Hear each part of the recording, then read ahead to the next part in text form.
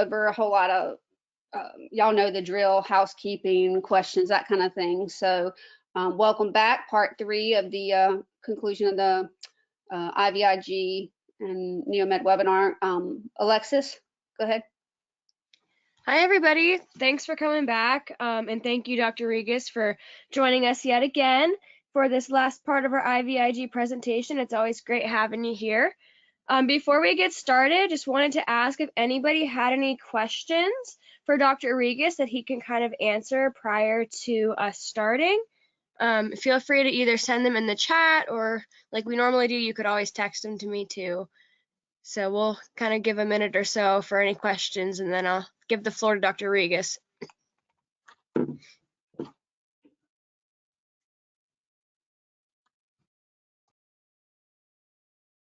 Let me just make sure there's no questions. Pull this up. Okay.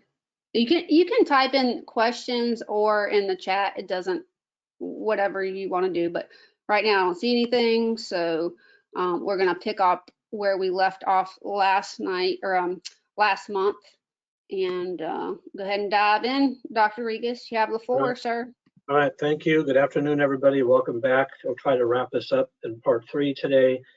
I just want to look at the last couple slides we went over. So the last couple things we did was we looked at current FDA approved indications for IVIG, and we found them in 2 different categories: primary immune deficiency, which is some reason the body does not make or does not properly respond to infections and other things, and therefore they end up with too many infections. These are all very different kinds. There's about somewhere between 150 and 300 of these diseases, depends who you ask. And the FDA approval is for about 21 of them, 25 of them total.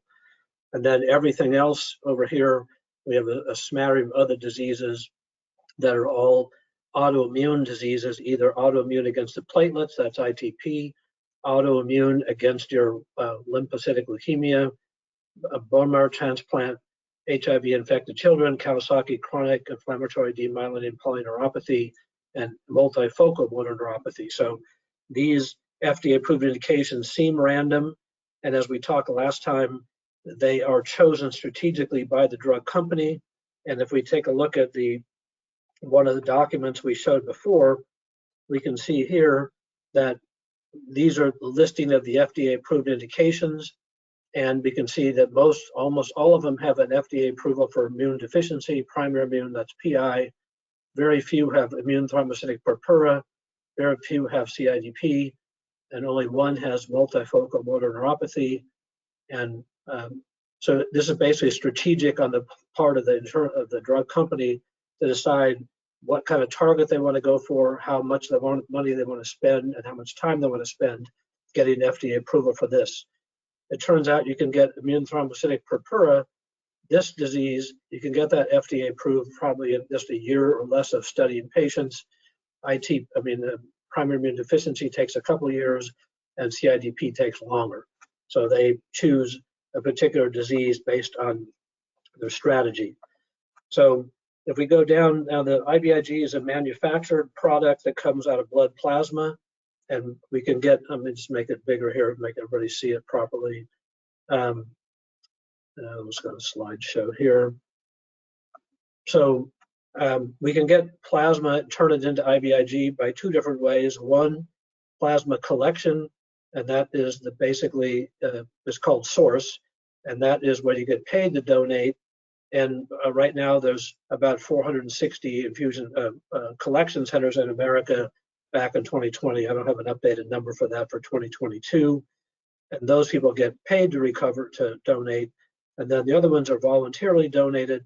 So there's about half as much, 13 million liters of plasma paid, 7 donated for free. And the IVIG yield is higher from the voluntary source. And especially now after COVID, the supply is constrained because many people did not want to go donate blood during COVID in 2020 and 21 because they thought they might get COVID there. So the process dynamics are complicated. There's a law in America that says if you're going to sell IVIG in America, the plasma has to be drawn in America, and it has to be, you can process it wherever you want. Some companies draw it here out of people's blood in America and then ship it to a different country in order to be processed and bring it back. Depends on their company. So right now, that's one of the reasons why it's so expensive and so restricted here in America, is because of this maybe 30-year-old rule that it has to be drawn from American plasma, drawn from American patients in America, not in India, not in China, not in Vietnam. The theory was at the time that American plasma was cleaner and didn't have as many bacterial and viral issues with it, but that probably is no longer true, but the law is still the same. So let me get rid of this thing here. Okay, so the fractionation process has the dynamics, and if you think about it as a barrel of oil, so when OPEC makes a barrel of oil, they make it into gasoline, diesel fuel, they make it into jet fuel, they make it into kerosene, all kinds of other stuff, and they try to sell everything. So for plasma, they make IVIG, albumin, hemophilia factors, and lots of other specialized biologics, and they try to sell all those things for as much as they can. So it is very much like a barrel of oil, and the most impactful components of a liter of plasma is the IVIG and hemophilia factors, because they can sell those for the most. Albumin was almost a waste product before, and well, it was used a lot before for ER and things like that when people came in with hypovolemic shock, and now we have other things like hetastarch, and so we don't need so much albumin. So now they're trying to give the albumin away or package it with certain deals with IVIG or hemophilia factors. So it's a complex situation. The currently available IVIG listing, I know I showed that a little bit before. I'll make this, Alexis, did I send you a copy of these for everybody to have, or do I need to send it to again? I don't know if I got a copy of these. I think I just got your responses to the questions from last time. Okay, all right, so here is one of the charts. This one is made by MHA, which is our buying group, Managed Healthcare Associates, and they're divided into 3 categories here. The first one is all the 10% liquid products, and then after that, there is the 5% liquid products and the few that are still lyophilized powders, and then finally, there are the subcutaneous preparations. All these are all ones that are FDA approved to be given sub-Q, and they include some things that can be given IV as well. So if you look up here, there are some products that are FDA approved. The root, let's see what it tells me, the root contact viral. Some of these are approved for both IV and sub-Q. So you can see here it says subcutaneous, no, but these 2 products, 3 products, they can be given IV or sub-Q. And then over here, when we get to the sub-Q table, we see that these sub-Q products, they could, several of them, Cutiquig, Cuvitru, Hizentra, Hycuvia, and Zembify could only be given sub-Q, cannot be given IV.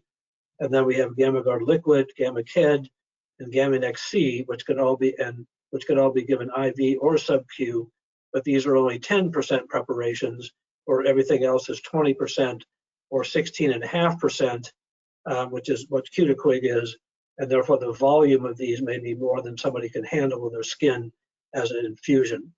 And then Hycuvia is an unusual product that is 10%, it's really GammaGuard Liquid, so this same product here, but mixed with, in a separate vial, recombinant human hyaluronidase, which allows for a single 300 milliliter, single 30-gram, 300 milliliter dose to be given all at once, sub-Q, and it makes a huge bleb about the size of a big pancake, about 6 inches in diameter and about 3/4 of an inch high. And a lot of people are able to tolerate that because it's only once a month for many of the immune deficient patients. But obviously, if you're concerned about how you look, or if you don't think that's something you like, or you want to put a bathing suit on or take your shirt off, you may not be very comfortable with this kind of a bleb that's going to last for several days, maybe up to a week after your infusion. So this is the chart, and I'm going to send it to Alexis after we're done. And so that gives you the idea of what's currently available in America right now.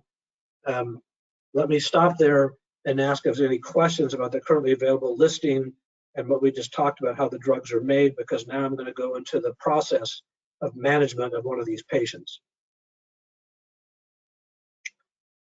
And you, like you said, you can use the questions or the chat option if anybody has any questions. All right, don't look like anything right now, Dr. Rigas. You can All right. keep on.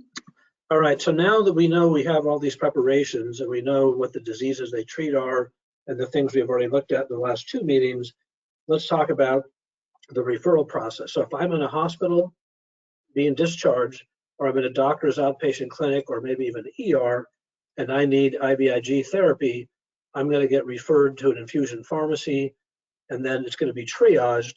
And in the triage, first thing we look at is, does the person even have insurance? Did they pay their fee for this month? If they have insurance, does the benefit cover IVIG therapy, and does it cover the site of care you want to give it? That may be home or an infusion center or even a nursing home.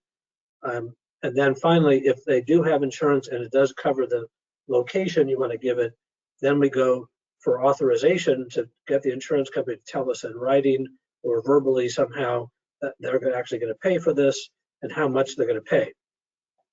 At the same time, then we choose the site of care. And I said the most common is home, but sometimes the physician office has an infusion center, ambulatory infusion center. They want to infuse there. Sometimes the patient's in a nursing home, and sometimes maybe another place like a car if they don't have a house, or a hotel, or even on a cruise ship or in some other country as the patient may be traveling. So all those things add complications to it. So once we get that authorization, then we figure out what is the true out-of-pocket. So for an average patient, say maybe $100,000, that's the average charge for the year, they may owe $10,000 as they're part of the insurance coverage, they're out-of-pocket. This stands for true out-of-pocket here. And they may not be able to afford that. It's very common that a patient has difficulty affording $5,000 or $10,000 a year extra out-of-pocket. So many drug companies and nonprofit organizations offer patient assistance plans, and then many pharmacies like ours, they offer their own financial assistance plan, and then sometimes we put them together.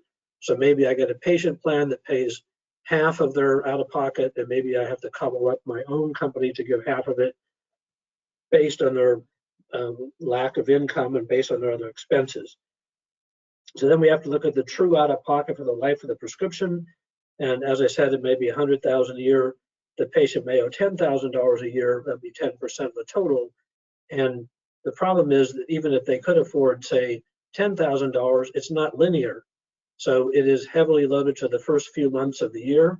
So they may pay $5,000 of the $10,000 in the first 3 months, and then the last 9 months, only $5,000 has to be paid. They may be able to afford that more easily, but then it resets again in January. So just when you thought life was good and you could deal with it, it comes right back to haunt you again. So then we have to choose the drug, and obviously there's about 20 drugs that could be chosen. And if we choose certain ones, we end up with certain benefits and risk as far as clinical, as far as how much the insurance company is going to pay versus how much the pharmacy can buy it for versus how much the patient's out of pocket is. So we have to optimize the choice of drug to meet the patient's needs, both clinically and financially. Then we have to decide what kind of nursing the patient needs. If it's IV, typically the nurse goes for every visit. If it's sub-Q, typically the nurse goes for the first visit or two to make sure the patient learns how to do it themselves, and then the patient is self-sufficient after that. So the nursing needs can be from every infusion to just a couple of visits, and then after that the patient's self-sufficient. And then typically the plan the doctor orders is not optimal, so therefore we have to go back and talk with him or her to say, no, we think there's a different drug that's better, we think there's a different route that's better, we think the dose is not right, we think the schedule is not right, we think the pre-meds are not right, we think the labs are not right. And then after that new orders get written and signed, then we figure at the end of each month, we have to look at everything together, and that includes outcome reporting. Doctors want to know how well their patient's doing. Insurance companies want to know, nursing agencies want to know, and then also the prices change. So even though it may be that the price that we thought we're going to be billing for, say, in April 2022 versus how much we pay for the drug in April 2022, that may change in July 2022 or September or December, and it may mean that we may be upside down. We may be paying more for the drug than we can bill, or some other bad thing may happen and we have to go back and figure out changing things around in order to make it better for the patient. And that may include changing the drug or changing the route or even changing the location if either that side effects occur or if the finances change dramatically, as I've implied. So the drug administration issues are complex. So that the physical side of administration, we talked about hospital inpatient. They don't really like to do it there because most of these drugs, most of these diseases are not acute. There's only 2 IVIG related emergencies or urgencies, and that would be Guillain-Barré, where the patient can't breathe and needs to be on a ventilator, or myasthenia gravis, where they have a crisis where they can't swallow or speak or see properly. Everything else is not a crisis and usually can be done either in a hospital outpatient, doctor's office, in the patient's home, or some other kind of ambulatory infusion center. So each one of those has a risk and a benefit to the patient, both clinically, logistically, transportation-wise, and financially. So for every patient, there's an optimal place to be given their clinical, logistical, financial situation. Most often it's home for IVIG, and next most common place to be outpatient infusion center, either in a hospital outpatient or doctor's office. And then we typically have to look at the clinical need versus reimbursement and regulatory requirements, as I just mentioned, to figure out what's the optimal site. The drug can be given IV or sub-Q. Each of those issues has its own risk and benefit. Sub-Q could be done by the patient themselves. Sub-Q is not absorbed immediately and therefore can minimize side effects. Sub-Q makes blebs and basically welts every time you give it.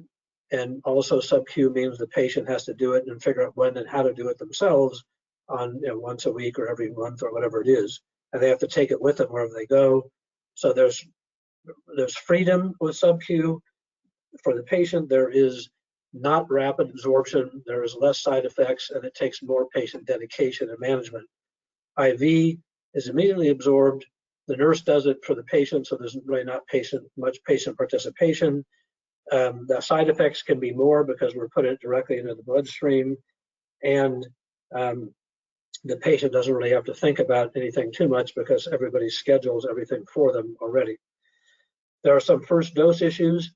Obviously, anaphylaxis is possible, and we will talk a little bit more about minimizing that. But some insurance doctors, some nursing agencies, some pharmacies only want to do first doses in a controlled environment. Some other more enlightened groups, like my former company, we have policies to manage first dose at home if you met certain criteria.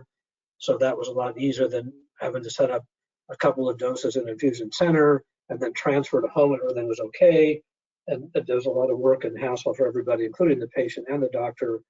But it was, you have to have a proper strategy and policy to handle that if you want to do it. So then pumps required. There can be anywhere from sub-Q is like a mechanical pump that just with a spring squeezes a syringe with a product in it through a tube into the patient's sub-Q space. And as far as IV, it can be a pole-mounted pump, but not very common at home. Mostly at home, it is a computer pump that is a computerized pump that has a self-contained bag or cassette and then turns on and off by itself and ramps up and ramps down. And that pump may be have to be paid for extra. It may be something you have to rent. It may be something that the patient already has a preconceived notion of what he does or doesn't want.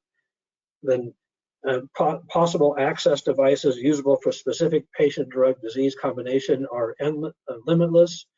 And many patients have friends on it and they want the same thing the friend has, or many patients see on the internet what they think they like this tubing of this pump. So it may be possible for the pharmacy to give them that.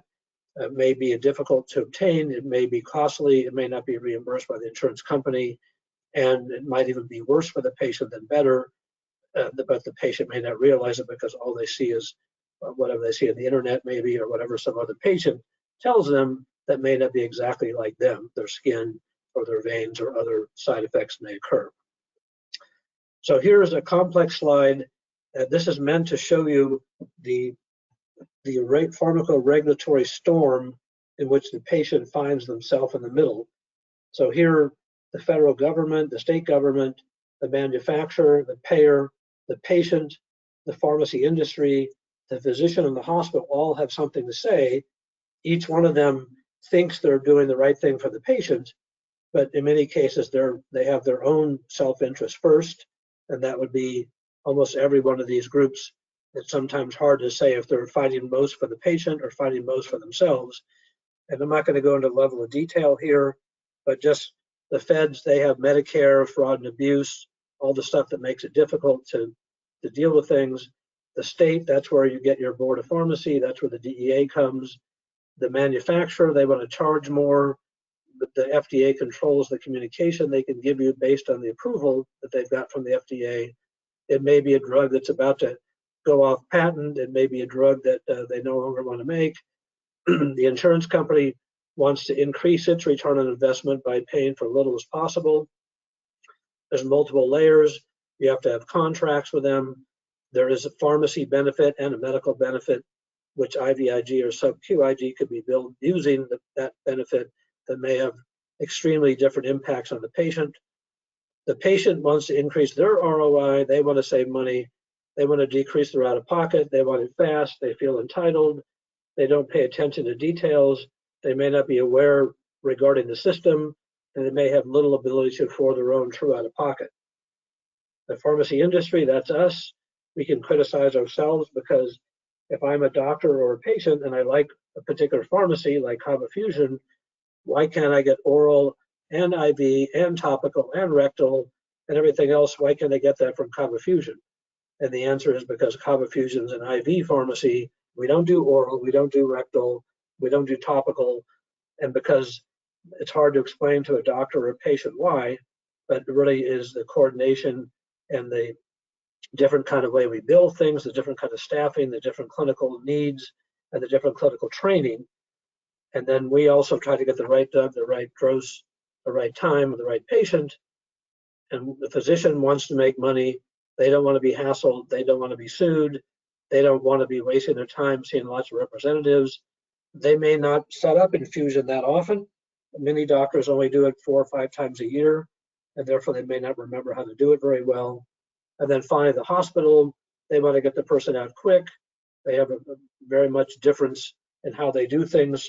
So each hospital may be dramatically different. So if you're a patient and you know nothing about this, you've never been an IV patient before, then you have to learn this rapidly. And part of what I do and my pharmacists do is to teach the patients and the doctors and the insurance companies in many cases all these issues. So the pharmacology, so many of these factors have led pharmacists, doctors, hospitals, and payers to be wary of IVIG. I mean, it could be $100,000 or $200,000 a year cost. This has resulted in the development of a myriad of programs and tactics to minimize IVIG usage to mitigate cost. So that's what the out-of-pocket is for, to make sure the patient really thinks they need it. They don't try just to get it because they think it's going to be good for them. And these programs typically are not patient-centric, often result in unexpected responses to all parties involved. So many patients, it may take them years to become sick. It may take them years to get diagnosed. It may take them a year to get the prescription for IVIG, and just then they realize that they can't afford it, that their insurance company is not going to approve it. And obviously then it's very sad for the patient and the doctor, and everybody else is trying to get away from paying for IVIG. So just a little bit about the kind of diagnoses. On-label is resulting in about half the total use, and off-label is about half the total use. And that's a strange law in America. Like if it's FDA approved for something, anything, that the doctor could use it for anything he or she wants as long as they're responsible for what happens. By channel, most home and hospital and MD office make up about 80% of the total. And use by disease state over here, you can see that in the hematology, that is for immune thrombocytic purpura and for various kinds of cancer, and that also includes the oncology part. And then you can see neurology and immune deficiency make up about a fifth each, and then dermatology and other make up less. So each brand got its own IVIG, each brand of IVIG got its own J code in 2006. And J code, we'll talk about them in a minute. That's a code assigned to it by Medicare and to use for billing. So Medicare has parts A, B, C, and D, and IVIG is covered at home under Part B if you have certain diseases, mostly immune deficiency, and also it pays at a very low rate of average sales price plus 6%, which is typically at or below the pharmacy acquisition cost. So Medicare is trying to de-incentivize anybody from doing it by not paying you very much. A pre-authorization is not available. So as we said before, you want to get authorized. Here, you know what the rules are and you know what you're supposed to do. And if you collect it and do it and you get audited in a year or two and you have all the data, then you'll probably go through the audit okay. But if you don't have all the data, you may have to pay it back. So Medicare Part D as in dog covers whatever is not covered under Medicare Part B, is covered typically at better rates, average wholesale price minus 15 to 35%, which is typically above the acquisition cost. Per diem, which is what they pay, what insurance companies pay for everything that isn't the drug, it isn't the nursing, they don't pay for per diem, supplies, delivery, patient management fees not covered. This only covers the drug.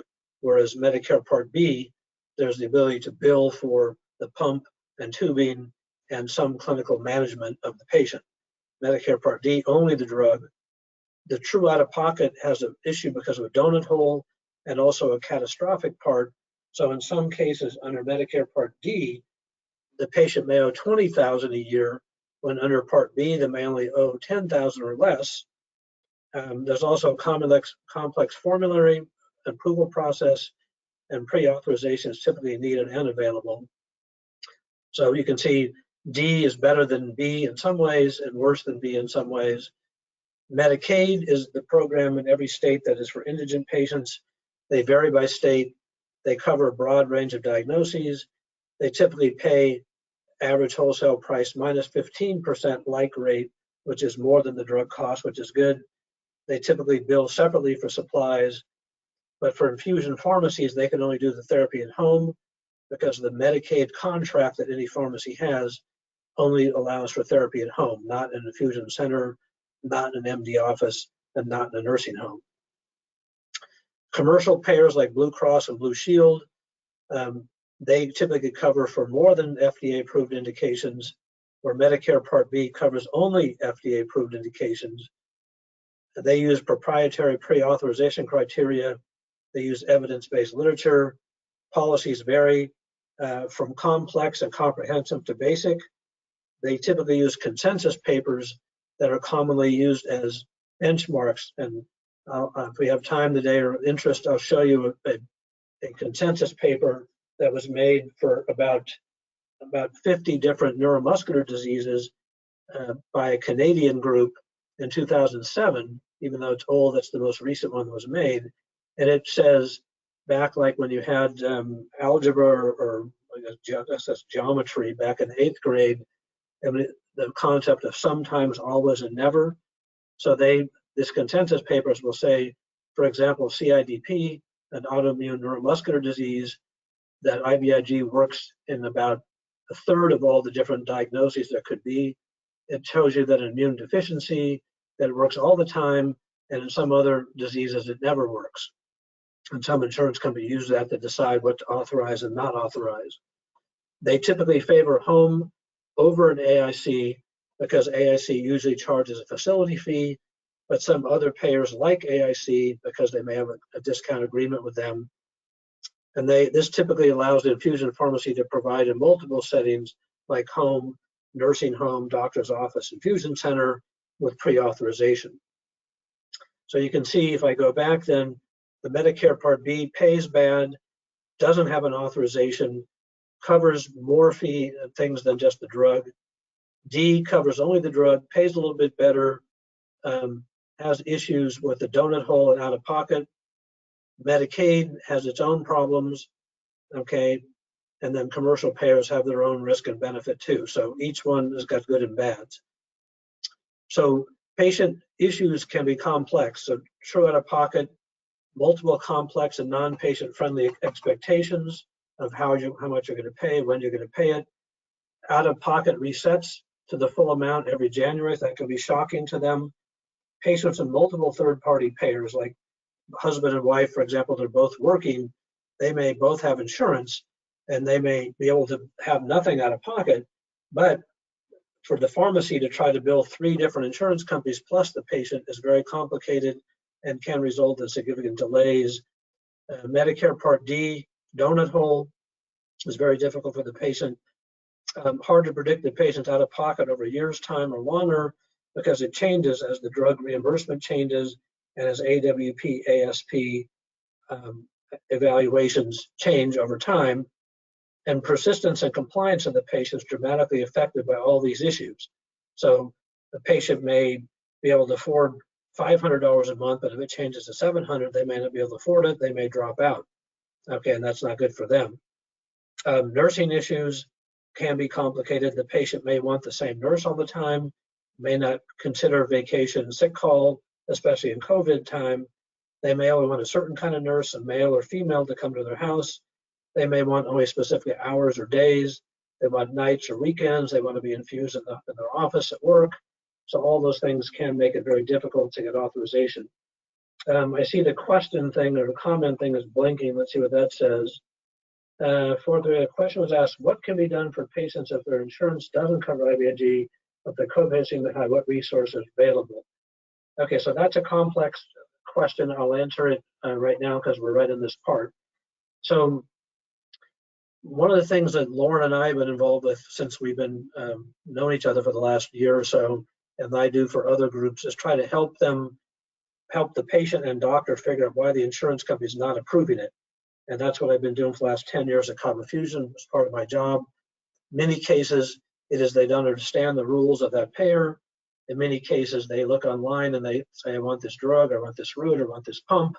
They may not understand that wanting that may make it difficult for them. In other cases, their diagnosis may not be correct or the doctor's progress notes may not be clear.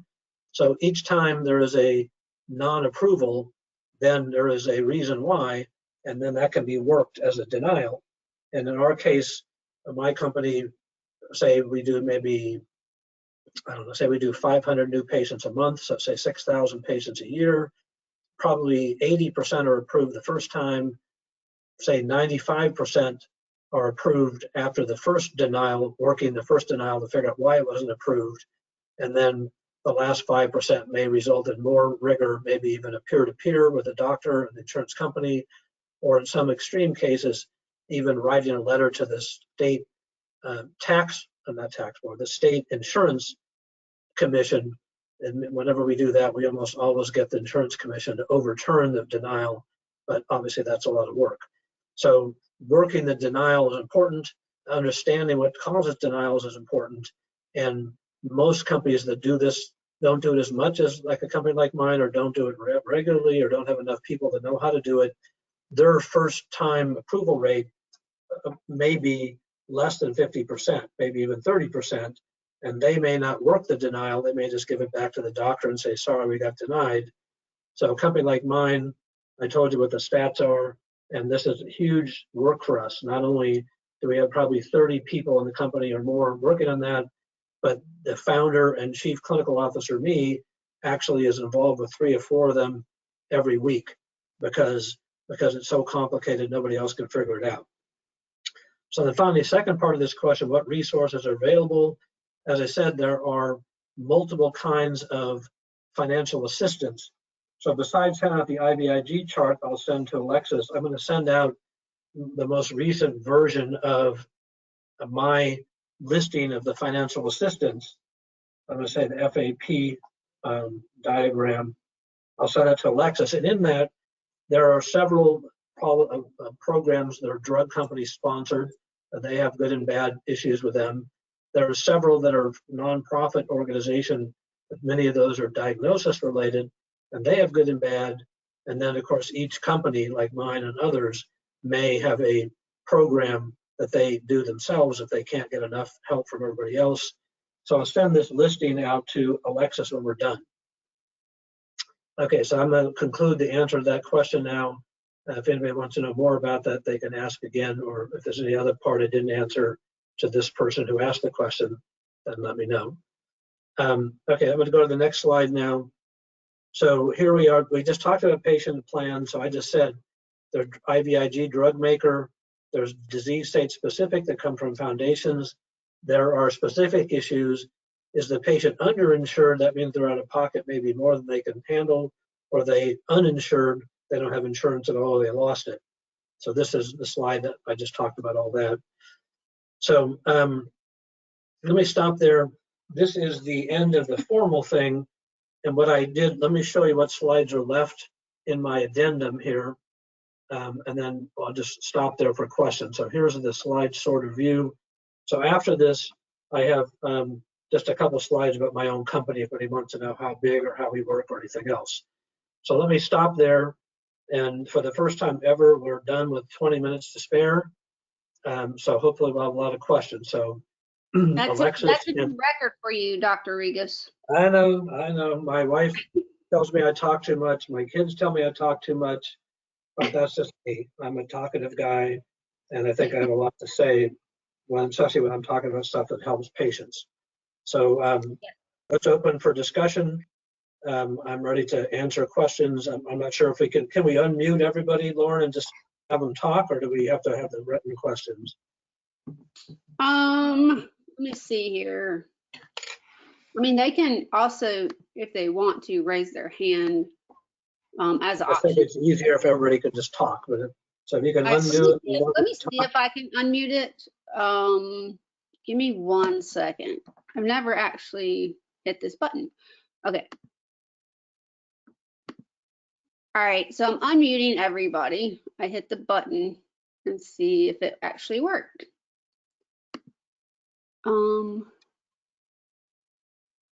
Okay. All right, so I hit the unmute button so everybody can, engage and whatnot with each other, but I don't know if it actually... Whoever can talk, or let's let Alexis or anybody else that has questions speak up. Hi, so yeah, I'm able to chat now. It unmuted me.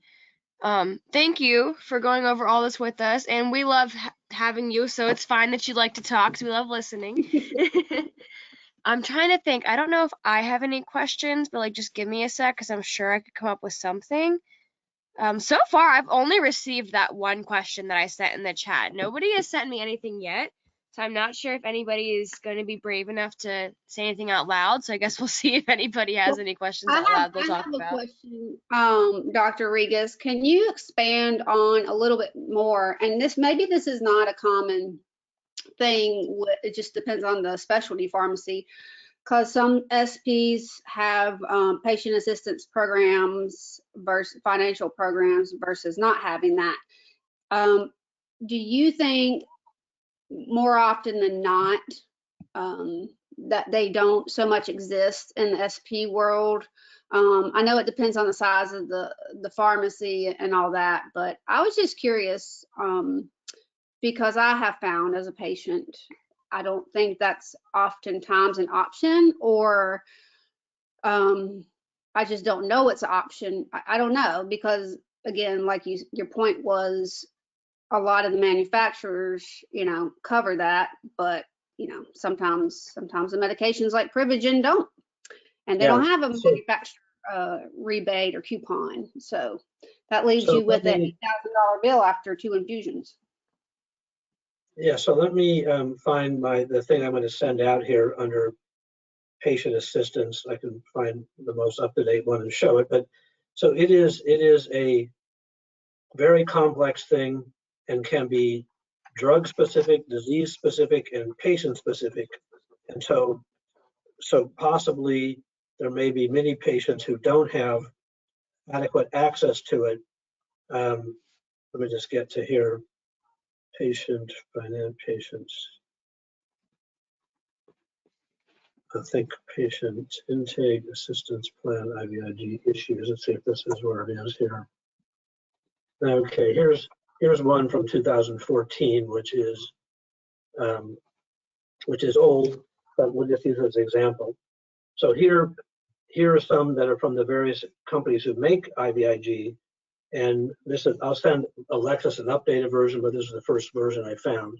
So it tells you what the program is, what kind of coverage there is, the phone number, the website. In many cases, it has to do with the disease, or has to do with how many months or years of dosing you already got that was paid for. It's almost like you get credit for how much you've used, and then that credit can be used when you lose your insurance. If you don't have insurance at all, then there may be some help in here. But in some of these, like the one from Baxter, it used to have a lifetime limit of 720 grams. Okay, and that's very difficult. If you're getting 100 grams a month, that's only good for like a little bit more than 7 months. So it can be difficult. And then if I look down here, these are ones that, like the GBS CIDP Foundation, the HealthWell Foundation, they are based on diagnosis. So if you had, head and neck cancer, just picking that, or immunosuppressive treatment for solid organ transplant, they may cover you, and you have to sign up. And these companies get the money from the drug company to avoid Medicare fraud and abuse issues, and then they make the money available to the patient. There may be a $4,000 a year maximum, and they may be only accepting new patients for the first couple of months every year, and they use up all the money they have until next year. So the list I'm going to send will be an updated version. This is really old, but you can see this one, they cover these, infantile spasms, multiple sclerosis. These are in alphabetical order, and they tell you the various numbers, and they tell you how they're going to cover it and what kind of help they're going to give. So to answer your question, Lauren, it is very complicated by the patient, the disease, the reason they can't afford it. Do they not have insurance at all? Or they can't afford it out of pocket? And what drug are they on? All those things go together. And so it's very hard to generalize, but each of those is a contributing factor, and therefore it may be that some patients have no coverage at all if there's a problem. Some patients may have coverage from several areas based on the fact of what their diagnosis is, what drug they're on, etc. So that's why it takes an expert person to make this list, and we usually make our students do this when they come to work at our place for 6 weeks rotation, update it every quarter, and then we use this to help everybody figure out exactly how to approach it. And when we saw in the PowerPoint before, in this slide here, this is where it actually comes into practice, when we would then eligibility, benefits, authorization, and the true out-of-pocket. This is where it comes in. So I'll stop. Did that answer your question, Lauren? Yes, sir. Thank you. Okay. All right, Alexis, Lauren, other questions? Yeah, so one of our members doesn't have a microphone, but the question, oh crap, where did it go? Sorry, hang on, my phone just changed over. The question was, let's see. Uh-oh, it disappeared. I gotta think about what the question was. Where do the funds come from, like through the organizations like HealthWell, for example? Where do they get their funds? So is it like a government type program? Is it through donations? Like where does that money come about? That's a great question. So about 10 years ago, I went to a 3-day patient financial assistance training that was in Baltimore, and learned a lot more than I ever wanted to know about this. But so right now it's illegal. If you're a Medicare or Medicaid patient, it's illegal for the drug company to give you a discount. That's considered fraudulent behavior because you're trying to induce the patient to use your company and therefore prescribe that drug more if their assistance plan is better. So for those patients that are Medicare or Medicaid, then the the companies, say CSL Behring, who makes Privigen and Hizentra, they may donate, let's just say they may donate $200 million a year to various programs that are nonprofit foundations. And say they donate, let's make it an easy 50 million to the HealthWell Foundation, and the HealthWell Foundation takes that as an unrestricted grant and makes it available to whatever patients they want, whether they use a CSL Behring product for a CSL Behring approved diagnosis or not, or an FDA approved diagnosis for a CSL Behring product. So once the drug company gives the $50 million in this case to CSL Behring in my example, then they basically don't have any more say what happens to it, and the HealthWell in my example can do whatever they want with it. So that's how the money flows from the drug maker to the nonprofit foundation to the patient. There may be some other nonprofit foundations that take donations from other groups, but most, like probably 95% of all the money comes from drug makers who want to use this $50 million, for example, to help promote all the drugs they make that would be trying to be sold to a Medicare or Medicaid patient. In some cases, they also may need to donate something as part of their agreement to be on certain Medicaid and Medicare formularies. They may have to donate something, either money-wise or be part of the 340B program. They have to donate something. So does that answer your question where the money comes from? I believe so. Let me ask real quick and see. Yes, yeah, that answers the question. Yes, thank you. That's really interesting. I didn't know that either, so that's really cool. I have a personal question as well. So which formulations are more commonly covered? So like I know that different formularies have different stipulations for what they'll cover and what they won't. Are there like specific ones that are covered more often or ones that are generally not covered? Well, let's see if I go back here to this list that I'm showing now, and we just look at the top of the drug. So we can see by law, pretty much every insurance company has to approve somebody for PI, ITP, MMN, CIDP, or so any of the drugs that FDA, any of the diseases FDA is approving IVIG to be used for, they have to pay for it, the payer, but they may have very complex criteria to how to qualify for it. So, Okay. So if you're immune deficient and you may be a very, say a 15-year-old kid or a 5-year-old kid or a 2-year-old kid that's born with immune deficiency, it may be that you may need to have a lot of laboratory work to show that your IVIG, your immunoglobulin doesn't work, that you've had a lot of infections, that you've been in and out of the hospital, and other things. That those are the kind of things that are required to prove that you need this. As for CIDP, that may be even more complex. Even with an FDA approval, it may be that you have to show that you've tried oral steroids, you've tried IV steroids, you've tried physical therapy, you've tried splints, braces, all kinds of other stuff before they'll ever pay for IVIG. So even FDA approval does not directly indicate easy authorization.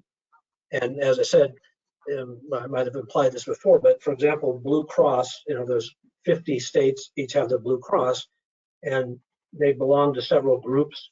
And one of them includes Blue Cross of California, it's called Anthem, and also includes Blue Cross of New Jersey. And about a year ago, it was noted that the Blue Cross of California had a 40-page inclusion and exclusion document for IVIG, what diseases it would cover, whereas Blue Cross of New Jersey had a 2-page one. So even within the same company, there could be dramatic differences. So that's why I said if I had my druthers, what I think should happen back in this diagram here, let me get this diagram back up. If I had my druthers, what should happen is the doctor should call the pharmacy and say, I want to treat this patient for immune deficiency, and this is the insurance they have. Why don't you figure everything out and then call me back? Okay, then we would go down, do all the stuff, and then call the doctor back before he ever tells the patient anything's covered or not covered. And we'd say, okay, these 3 drugs are covered, the patient's out of pocket is thus and so. This is the kind of documentation we need to get it approved. And then then the doctor could then say, okay, I have all that stuff, and let me ask the patient if they can pay for this out of pocket. That would be the right way to do it, but that isn't how it happens. The patient's mad because it's not getting better. The doctor says, okay, let's try IVIG. The doctor orders something either by name or just by general IVIG, and then sends it to the pharmacy, and then after that, all hell breaks loose, and then we have to call back and say, the out-of-pocket's big, the insurance company doesn't want to pay for it, we don't have enough documentation, we need more labs, etc.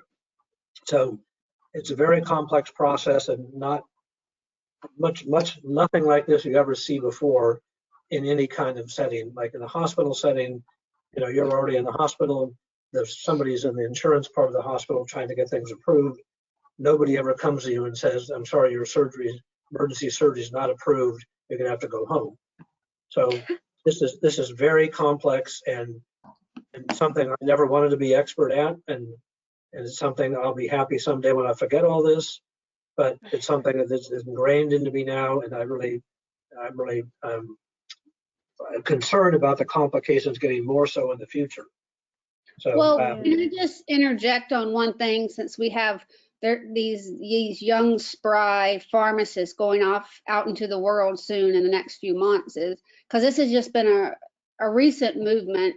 I think I mentioned it the other day to you, Dr. Rigas, was about how two of the larger pharmacy, insurance companies are, specifically Blue Cross Blue Shield or Anthem and United Healthcare, are. So if you go back to the screen with all the products on it, like, yeah. So a couple of the newer products on this specific chart are the Ascensive, I can't ever say it, Ascensive is the first one on the left, and then there's Panzyga. So they're newer and they're a little bit more expensive, but these insurance companies, and this has only happened like this month, that are actually kind of requiring step therapy. And I don't want to go down that rabbit hole, but basically requiring these patients to have tried up to 3 different drugs before they will cover these 2 specific drugs.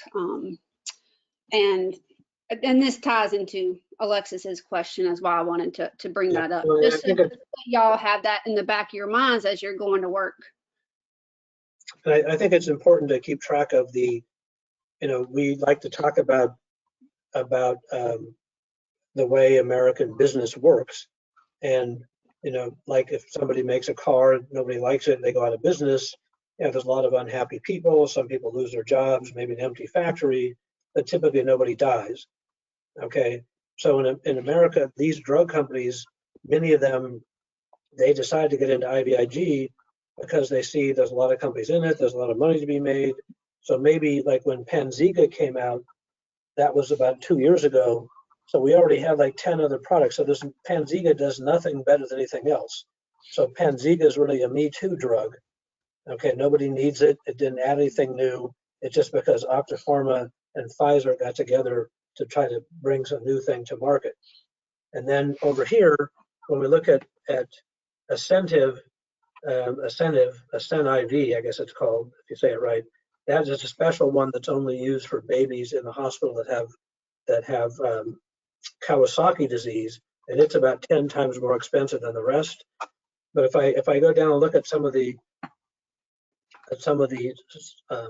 sub-Q products, again, we had like 3 years ago we had HyQvia and Hizentra, and that was pretty much it. We didn't really, we could use these IV ones sub-Q, and then in the last couple of years, all of a sudden Cuvitru came out, Qdequig came out, and Xembify came out. So nobody really needs all these drugs because we have plenty of drugs on the market. But this helps alleviate shortages, yes.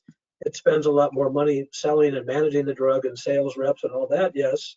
And it also means much more complexity for the insurance company to figure out, is somebody trying to game the system by, is there some special thing with Xembify pricing, or is there a rebate?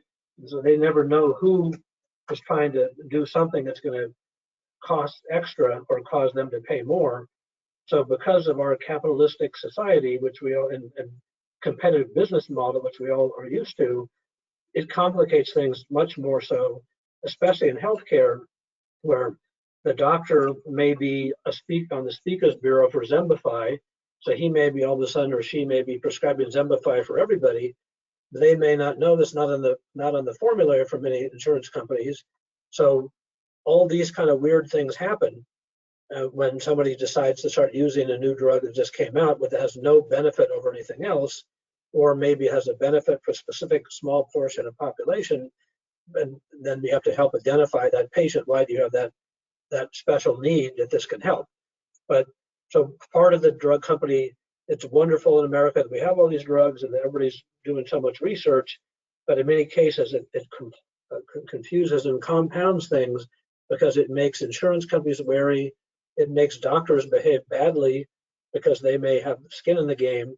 The more they prescribe, the more they may get paid on lecture circuit, or may go to more dinners and lunches and things like that. So it's very confusing, and that's why I think if my best answer would be to any doctor, if they just did this and just said, here's what I want. I want the person to have no neuropathy in 3 months. Here's their insurance. You figure out the drug, you figure out the dose, you figure out the regimen. When you figure it all out and the patient can afford the out-of-pocket part, then call me back and I'll write the prescription. So that's how it should be, but obviously we're not there yet. I have been there in my career early on with TPN and with pain control, injectable narcotics. Many doctors basically couldn't understand how to do it. They'd say, Mike, this guy needs to gain 20 pounds in 2 months. Here's his labs, here's his insurance, you figure out what to do. And they can't eat, of course. Or here's the patient's pain, this is all the oral stuff they're on, this is their insurance, you figure out what they should be on IV or sub-Q and let me know so I can write it. So that I've had that wonderful part of my life in the past, and I've had that wonderful part with many IVIG patients where the doctor will call me specifically and tell me that same kind of information. But most cases, they already think they know what they want, but they have no idea what's going to happen after the prescription goes to the insurance company. Dr. Rigas, we're getting close to time, but I did have one question, and this is really specific for this audience. What is the number one thing that you think is the most important when these young people are going out into this world and they're starting either working for a pharmacy or starting a pharmacy? What's the one thing that you would recommend to them? Or maybe two, I don't know. You might have a couple. I would say, and this is, my wife just brought this up this weekend when my daughter was here visiting, and we were reminiscing about when in my early part of my career, after my USC PharmD and my UC San Francisco residency in hospital pharmacy, I thought I knew a lot. I thought that I would just be a great clinician. So the first thing that happened to me was, within a few years, I realized if I didn't understand the pharmacoeconomics of all this, then my clinical experience was not going to be enough by itself. So my first thought would be, you got to be clinically aware and pharmacological and economically aware both. And neither can exist by itself, and neither one is more important than the other, because no matter how good you are clinically, if you can't get it paid for or you can't get it covered and the patient can't pay for it, then they still don't get it, so you're still nowhere. So that's the first thing I would say. The second thing I'd say, if you have the ability, you got to do a residency. Okay, and even if you want to be retail, the number of people coming out that don't have a residency, that have a less than wonderful rotations with their school, they may find that they have a very difficulty finding a job they want. So if you can afford to take another year and get paid half as much as normal, then that's really like the icing on the cake. And the third thing I would say is try to understand more about what it is like to be a good employee. And when I do my lecture at UC San Diego, in their class, I ask them, how many people want to get out and be a pharmacist and make $65 an hour next year or whenever they get out? They all raise their hand. I ask them, how many people have more than $100,000 in debt? About half the people raise their hand. I ask how many have $200,000 in debt? A lot raise their hand. I asked how many people understand why any hospital or pharmacy would want to pay you $65 an hour to help them. What value do you think they add to that institution or a pharmacy? And no one raises their hand because they don't understand. So I'm going to offer you guys, if you want, I'm not saying you need this, but if you want to do a fourth session, I would talk about all three of those things, about residency, about pharmacoeconomics, and about understanding the value of a pharmacist and how to make yourself valuable to somebody else, especially, like if I'm Alexis and somebody else is our classmate, we're both interviewing for the same job, what makes Alexis better than the other person, how to optimize your desirability, I think is the most important thing. And I just did that with one of my UC San Diego students I'm mentoring right now. I was able to get her to be the first candidate to be approved to hire in as a medication safety intern pharmacist when there were 20 people in her class that interviewed, and she didn't know anything about it a month before, and she got the job after I helped her understand it. So I'm open to that if you want, as an offshoot of the three things that I would say. Number one is residency, number two is pharmacoeconomics, and number three is how to be a good employee, what makes you valuable. That's great. Thank you so much, Dr. Rigas, and especially thank you for offering that to this group of students. Yes, thank you. That's really nice of you. And we would love to have you again, but this actually is probably our last webinar that we can do. So I wanted to let you guys know this is sad, but I don't think SASP is going to be an organization coming next year because I couldn't get anybody to take over for me or anybody to take any officer positions. And I'm graduating, as are most of our members right now. And it's been sad because I put in so much work to get this organization up and running, but we unfortunately aren't going to have it continuing. Well, that's a terrible thing. I'll make a different author. If anybody, whether they're part of this organization or not, anybody that's on the phone right now that wants to talk to me as a group or alone about any of those subjects that I just mentioned, or any other subject that's going to help them in their life as a pharmacist, then just, I believe you guys all have my email address or my cell phone. You can call me, email me, whatever.